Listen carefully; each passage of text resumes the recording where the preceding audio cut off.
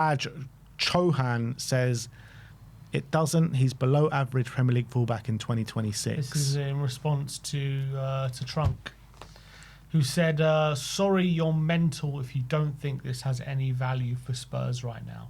And Raj is saying it doesn't. He's a below average Premier League fullback in 2026. Which I do rate Raj's opinion. He's usually right on a lot of things, I feel. I don't know. I definitely think Robbo will add value in theory. Robbo now. Robbo, isn't it? What nickname terms now we needed. Once he's through the door. So I do think there is some value to be had there, but I also understand the massive reservations about this deal. Yeah. It's like I can see it from both sides. I don't think he's taking. I think he's just taking into account what he's seen on the pitch. Where I think this transfer is a lot more than just what we're going to see on the pitch, in my opinion. Yeah, which is fine, and hopefully he brings that. But at the end of the day, the most important thing is, look, it's all well and good having those things and they're needed, and you obviously want both, but we also really need to be upping the quality of the squad. I guess it does do that because he's a better backup left back, but depends how sharply he is declining. It's all well and good him having his intangibles and all these things. If he's getting outrun every week by a winger, you know what I mean? Doesn't really matter. Yeah. But I don't think he will, because he won't be playing every week. That's the question I have. Why is he agreeing to come if he's not getting assurances about playing time? Why is he agreeing to come? Yes, it's a good question. I think probably just more playing time than he was having at Liverpool. I just think that's what it comes down to. Look, surely he's under no illusions that Destiny is the better left back to him right now, and surely Thomas Frank doesn't feel that Robertson is a better left back than Destiny. No, I've got a feeling he's going to be our number one left back. You know, what, above Destiny for now. If it is, it's a disgrace of a signing. That's what it is. He can't be. I refuse to believe that. I reckon in the short term anyway, while Udogi's recovering from that injury. Yeah, that's fine. Maybe we feel that Destiny can't play every week in, week out, while we figure out what the injury situation is with him, because he keeps breaking down. That is the truth. So he probably will play a significant part from now to the end of the season, but I still think Destiny will be considered as our number one. Yeah.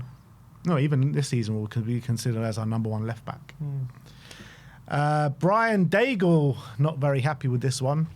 He says, we don't buy talent, we rent nostalgia. Scout them, bid like we're on Dragon's Den, watch them become incredible and win everything. See current club upgrade him, sign them at 32 cheap/free. Call it smart business. This club is run like a bad joke. Well, yeah, I mean, the club definitely is run like a bad joke, that's for sure. Yeah. Well, how often do these kind of deals work when you're signing a cast off from like a well, I don't know if you call them a rival, but like another top 6 team that we're looking to challenge with. Usually when there's like when you I remember Arsenal signed like Willian, they've signed a few of these other like older players who like you think, oh, you're getting a cheap deal, and they just always turn out rubbish. Not always. I think they weren't old when they signed them, but Arsenal, when they were on their come up, they signed like Zinchenko and Gabriel Jesus, weren't they, who were cast away from Man City. Obviously they were much younger, and different. They had a lot more to prove at that point. Talk about declining players. Perisic, I mean, he wasn't great for us, but I still think we sold him a bit too early.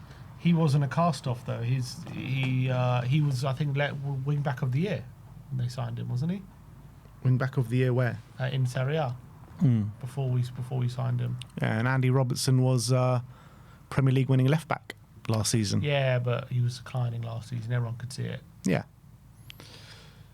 I'm trying to think of other examples.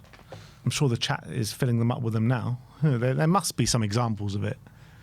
Tell me declining players who have moved to rival. There are plenty of ones that we've done in the past, you know, like Gus Poyet, Edgar Davids, Tim Sherwood, Jamie Redknapp. And you're trying to fill me with confidence here? Or what are you trying to say to... Gus Poyet was brilliant for us.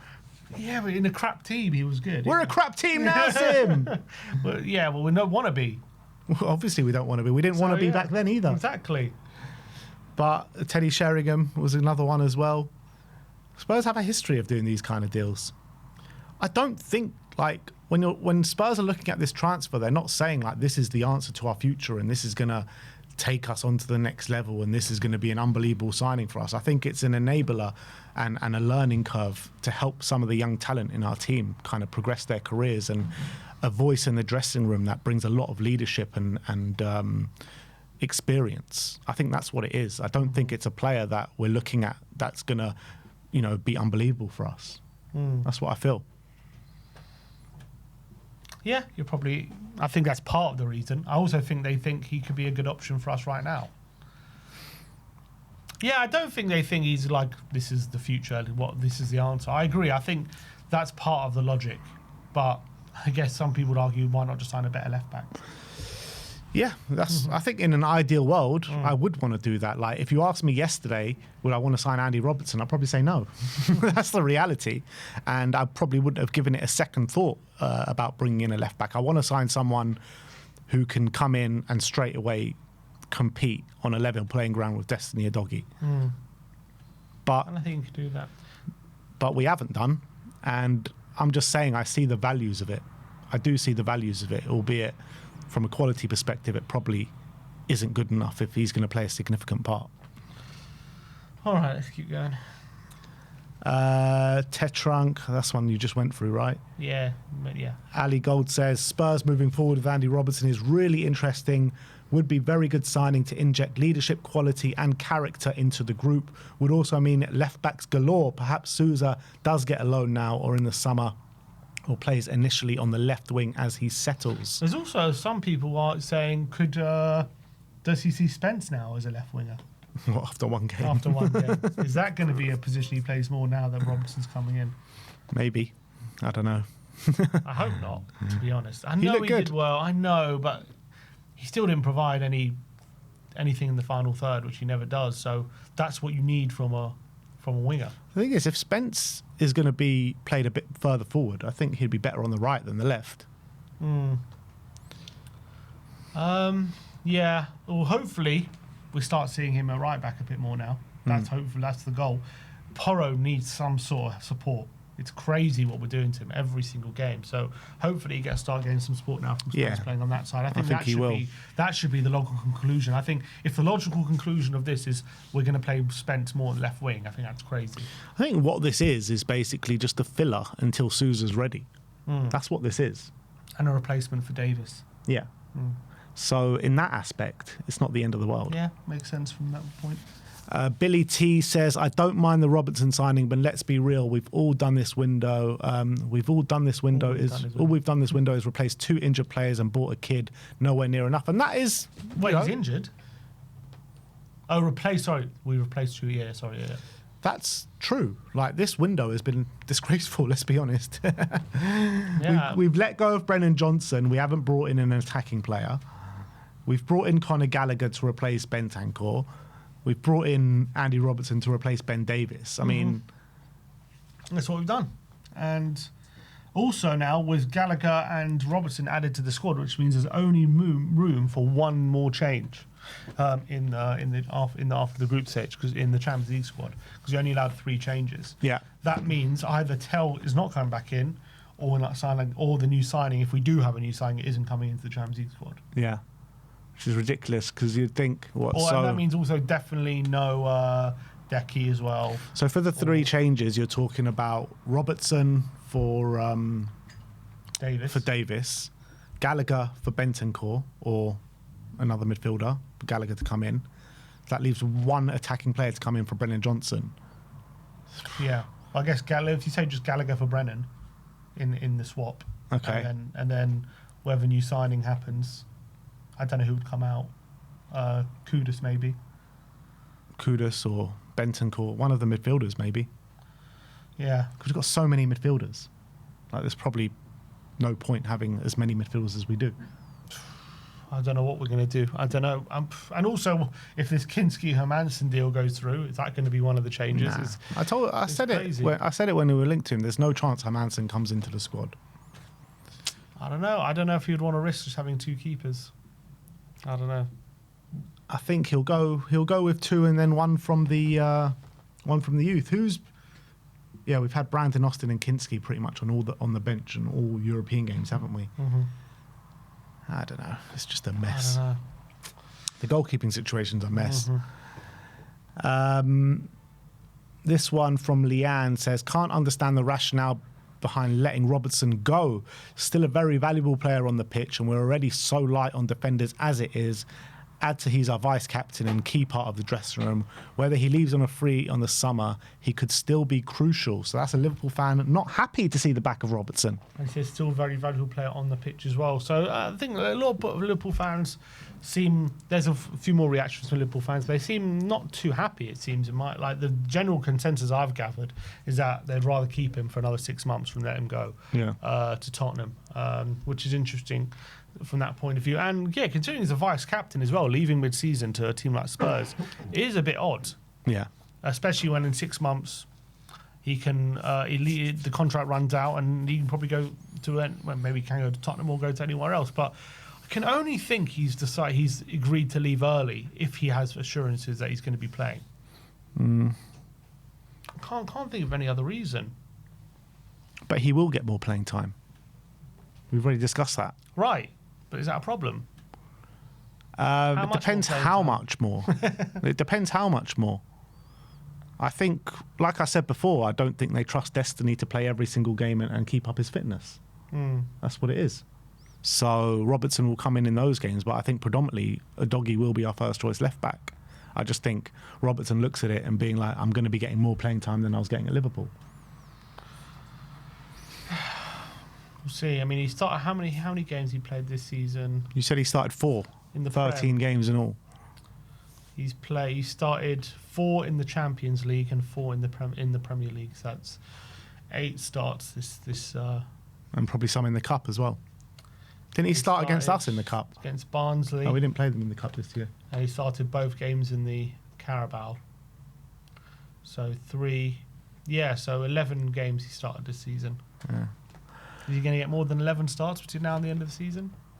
Well, we got less football than what Liverpool had at the start of the season. We've only got Premier League and Champions League. Yeah. I think he'll play a significant part for us from now to the end of the season just because of the worries of Destiny's fitness. ONTHFC saying, the only possible way to add logic onto this is that they've asked for the conditions of a deal for Van der Ven in the summer, and we're now sniffing around to see if we can get him in return. We've only just signed a left back on top of having Udogie and Spence as an option, and I don't rate Robertson anymore. I think he's past it. Squad planning is in the bin and has been for a long time. Oh, Owen ain't happy. No, he's not. I think he's right. Is that the only logic? Is that the conditions for Van der Ven? I don't know about that being the only logic. Why would Spurs look at this as anything positive in a thing for Van der Ven? I don't understand. Getting a declining 31-year-old left back in place for Van der Ven. Don't think so. But yeah, squad planning. Yeah, it's an issue. Immortal Cop says, "What the fuck? If we let Robertson go in January, I'll personally find Richard Hughes and Michael Edwards." Jeez. So Liverpool fans are raging. They're raging. This one though, Sean says Robertson should be going to Celtic on a free. I can't be asked for Spurs fans calling him washed and having him miserable, having him a miserable time, which I think is an incredibly likely outcome. They're already doing it. Before he's even played a game, they're already doing it. So of course it's a likely outcome. Everyone looks washed when they come to Tottenham, so I don't think it's his fault, but we're definitely going to be calling him washed. 100%. David says, letting Robbo go makes 0 sense. We have no cover at left back, and Slot has said no players are coming in. I'd rather lose him on a free in the summer. Yeah, so a lot of Liverpool fans thinking they should have kept him. But from Liverpool's perspective, why are they letting him go now? Apparently, first of all, because he's been such a loyal servant, they're like just allowing, if he wants to leave, and they're just like fulfilling his wishes kind of thing. And also, apparently there's an option in Tsimikas' loan deal, they can recall him if need be, and they're thinking about doing that. And also maybe get a couple of million for a player who's about to leave on a free, so get a bit of money in. Yeah, I don't know how much we're going to pay to people. How much do you reckon it is? Surely it can't be more than that. Yeah, I'm 5 at the absolute max. Even that's a bit much, but yeah. Yeah, can't be too much. BLTHFC is saying, not sure why people are so confused by this. Davies has played his last game for the club, so Robertson is a direct swap. Can also play left centre-back if we want to incorporate a back five. None of us have watched Sousa, so let's stop pretending he's a realistic choice at this moment. Yeah, it's interesting he brings up the back five. Obviously, we played that against Dortmund. I do wonder if we're going to start seeing that more. And if we do, obviously, a Doggy kind of played the left centre-back role on that one. Would a Doggy go wing-back and Robertson centre-back, or would Robertson go the wing? I would say maybe Robertson goes the wing-back because he's better going forward. He's got a better cross on him, that's for sure. But a Doggy obviously has more... That's the thing. I don't know if... Can Robertson do it still? Get up and down like we'll need them to do. Yeah. Yeah, I don't know. I don't know anymore. But it's interesting to see what he does with that if we are going to play back five a bit more. George Achillia talking about the squad registration issues, and he says, my main concern with Robertson move is nothing to do with him specifically, really. It's to do with how the UCL registration is now going to impact any other signings we make this window. Champions League states you can only make a maximum of 3 changes to the league phase squad. And what's that? And so that means for Spurs, Gallagher replaces Bentancur, Robertson replaces Davies, and then there's one more. There's a few options for that third place, which will all have negative impacts. Signing a new player, great, but we need some. But we went in this window needing a forward and a deep-lying playmaker. We can only get one. Furthermore, if new signing takes a spot, Tell wants to join Paris FC, especially if Frank is still there. That leaves one less forward in the Premier League. Kulusevski, least likely of the options because I don't expect him to be anywhere near fit for Champions League football this season. Still same issues as above with Tell. Plus, fact we won't sign a top talent. We can't give them Champions League football. Tell stays and can play Champions League football and Premier League, but same issue as above, where we can't sign quality players in positions we need because we can't register them in the Champions League. The best thing Spurs can do if Robertson is signed is to sign a quality forward like Akalush or Ndai, potentially sign Hayden Hackney as a young professor who would still move regardless of the Champions League, and loan out Tell. Squad planning stinks. Yeah, that's one of the big issues we got, isn't it, with this signing, about what we do with that Champions League. I guess you could argue it's not going to be an issue after March. Yeah. Because that will probably be we're going to Budapest, mate. But if you're trying to plan for the best case scenario, then we do have problems. Yeah. Yes. Yeah. I think... I don't... What kind of quality can we even bring in from now to the end of the window anyway? Yeah. You know what I mean? It's just like... Squad planning does stink, but also... recruitment stinks, and also our impact to attract people. Good top players stink. So everything just stinks. The whole thing stinks. LFC approved says a move for Andy Robertson makes sense in preparation for himself and Scotland before the World Cup. However, makes absolutely zero sense for Liverpool. If he wants to make a move, respect it. But it's a situation the club should not be in, especially when the team is clearly defensively short already. Tsimikas isn't the answer either, but it's Liverpool, so don't be shocked. Don't be shocked. Why is he saying don't be shocked as if Liverpool are just terrible and they always make bad decisions? You don't know what bad decisions are, mate. You've got no clue. It's Liverpool, so don't be shocked. Honestly, these fans have no idea what they got. Yeah. They're literally Premier League champions. Yeah, literally. We're Liverpool, so we're always going to make the bad decision. Oh, come on. Mike Kearney says... think it's the height of stupidity even entertaining selling Robertson this window. Losing that experience on and off the pitch for the sake of a few million is utterly daft. Should have just been a no thank you. Yeah, but I mean, they're losing him in the next 6 months anyway. So you may as well get a few million in. That's what the club are thinking, but for a Liverpool fan who's going to have to watch him for the next 6 months, he's probably thinking, I don't care about the few million, keep him. Yeah. And if he holds that much value behind the scenes at Liverpool... yeah, then that's good. It's valuable. Abigail Rudkin says, we're much stronger with a guy like Robertson around. I'd be gutted to see him go. So Liverpool fans are crying, mate. A lot of them dying to keep him. They are. A lot of them want him to stay, which is, I think that is telling. Is that, first of all, you also got to add into the context of that, he's a Liverpool legend.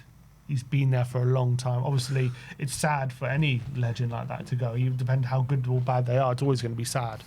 But But usually, even from that aspect, when a player's past his best, there'd be there's an acceptance to say, you know what, he's not offering much anymore, so it's probably best just to let him go now. Yeah, and there doesn't seem to be that kind of acceptance just yet that he's completely gone. Because I think that was the case with Man City and Kyle Walker. Yeah. When they let him go, he was like, you know what, he's not nowhere near his best anymore, so it's probably best just to part ways and let him move on with his career. Yeah, but Robertson, they still think he holds a lot of value, it seems. Yeah. Henry Jackson, selling Robertson this month will be total nonsense. Simple as that. Total nonsense. Lily White Lab says, I can't do this anymore. Physically way off it. Prem proven but declining rapidly. Just fills up a squad place for no reason. We already have 2 left backs. What are we building towards with this? I mean, it's hard to disagree with any of those points. Well, to be fair, I mean, when we're going into the window, we were saying a left back was a priority, but we did sign Sousa. But it seems as though maybe Sousa's not the signing we think he is. We expected him to be part of the first team, and maybe he never was going to be part of the first team. Maybe that's the plan. And so we still need a left back to support a doggy, which was quite essential going into this window. And so signing Robertson as help for him in the short term, with Sousa developing and with Davis being out, and also maybe you could play in a left centre back in a back three potentially as well. I mean, from that point of view, I wouldn't say it's for no reason, but in terms of physically way off it, Prem proven, but decline rapidly. I mean, there might be physically way off it. I mean, last season he definitely seemed way off it. What this season? When he's played, but he's only played 4 games. 4 starts. 4 starts. And 4 starts in the Champions League as well. Yeah, and he's looked all right. So is he physically way off it? He's definitely not at his best. Agreed. He's not prime 2018, whatever it was, Robertson. Or whenever his prime was, but is he physically way off it? Depends what you mean. There's a difference between past your best and physically way off it. I guess it depends how much we use him again. I think he can fill in, but I think if you play him too much, he just struggles to keep up these days. But if you play him every so often, maybe it's all right. Yeah. Because this season he's done all right, but last season he was really badly struggling. Yeah. Samuel LFC says, I'm sad about Robertson going to Tottenham. Could be going to Tottenham. Stokey G2 says the Robertson deal is hilarious. Liverpool don't want to lose him and Spurs fans don't even want him. That's what it feels like. Yeah, literally. A deal that suits no one from the fan base, but suits both clubs. Dixon says, my first thought was, what the F? But the more I think about it, the more it makes a lot of sense. Maybe Sousa isn't ready at all and needs a loan to learn an English game. Udogie is injury prone. Robbo is reliable rotational player with different attributes and lots of experience. I like this. There you go. And also, we did do a poll on X just to gather the temperature of the signing. If you go on our profile, go on our main profile, it was Spurs making a move for Andy Robertson. Is this a good signing or an unnecessary one? Drop your opinions below. Oh, shit. I got baited. I didn't even realise. Did you by who? By that Twitter name. Oh, I didn't realise either. Anyway, the poll was good signing or unnecessary one, and 69% are saying it's a good signing. 30% saying not needed. So, on 1,300 votes on our Twitter poll. Go get voting. But at the moment, definitely majority saying it's a good signing. So people in our community seem happier with the signing. Well, look, that is the way the internet has been reacting. I've just read the name again. That is the way the internet has been reacting to the Robertson deal. Not done yet, so we'll see if Romano comes and gives us those 3 words a bit later on today.